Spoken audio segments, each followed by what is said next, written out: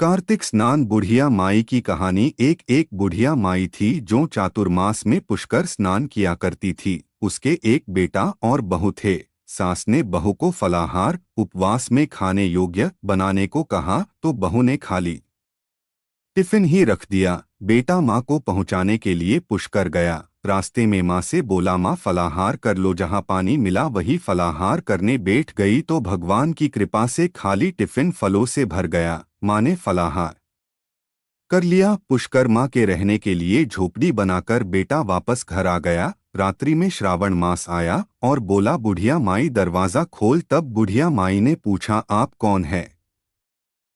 मैं श्रावण मास। बुढ़िया ने तुरंत दरवाजा खोल दिया। बुढ़िया माई ने शिव पार्वती की पूजा अर्चना की, बेलपत्र से अभिषेक किया। जाते समय श्रावण मास ने बुढ़िया माई को आशीर्वाद दिया और झोपड़ी की एक दीवार सोने की हो गई। भाद्रपद मास आया, उसने भी दरवाजा खोलने को कहा। बुढ़िया माई ने दरवाजा खोला, सत्तू बनाकर कजरी तीज मनाई। भाद्रपद मास ने बुढ़िया माई को आशीर्वाद दिया और झोपड़ी की दूसरी दीवार भी सोने की हो गई। फिर आश्विन मास आया और उसने भी दरवाजा खोलने को कहा। बुढ़िया माई ने दरवाजा खोला, पितरों का तर्पण कर ब्राह्मण भोज कराकर श्राद्ध किया। नवरात्रि में मां दुर्गा को अखंड ज्योति जलाकर प्रसन्न किया। सत्य की विजय दिवस के रूप में बुराई का अंत की खुशी में दशहरा मनाया। आश्विन मास ने जाते समय प्रसन्न होकर तीसरी दीवार भी बहुमूल्य रत्नों से जड़ित कर दी और बुढ़िया माई को सदैव प्रसन्न रहने का आशीर्वाद दिया।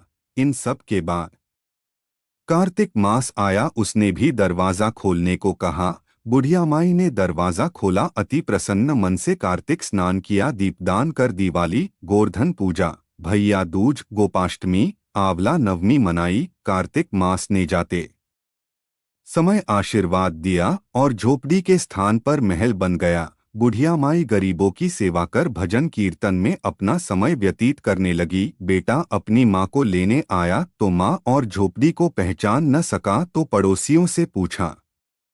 उन्होंने बताया तो बेटा माँ के चरणों में गिरकर बोला, माँ घर चलो। सारे सामान के साथ घर ले आया। सासू माँ के ठाठ देखकर बहू के मन में लालच आ गया और उसने अपनी माँ को भी पुष्कर छोड़कर आने को कहा तो उसका पति अपनी सास को भी पुष्कर छोड़ आया। परंतु बहू की माँ की धर्म कर्म में बिल्कुल रुचि नहीं थी। वह 4 समय भोजन करती और दिन भर सोती। चारों मास आए और चले गए। जाते समय झोपड़ी गिर गई और बहू की माँ गधी की योनि में चली गई। क्योंकि औरत लक्ष्मी का रूप है और लक्ष्मी की तरह चंचल होना चाहिए। भगवान की पूजा और अतिथि का सम्मान और दान पुण्य करना चाहिए। बहू ने कहा, अब माँ को ले आवो। जब जवाई सास को लेने गया तो कहीं मिली। लोगों से पूछने पर लोगों ने बताया कि तेरी सास धर्म कर्म कुछ न करती थी, खाती थी और सोती थी, जिससे वह गधी योनि में चली गई। जवाई गधी योनि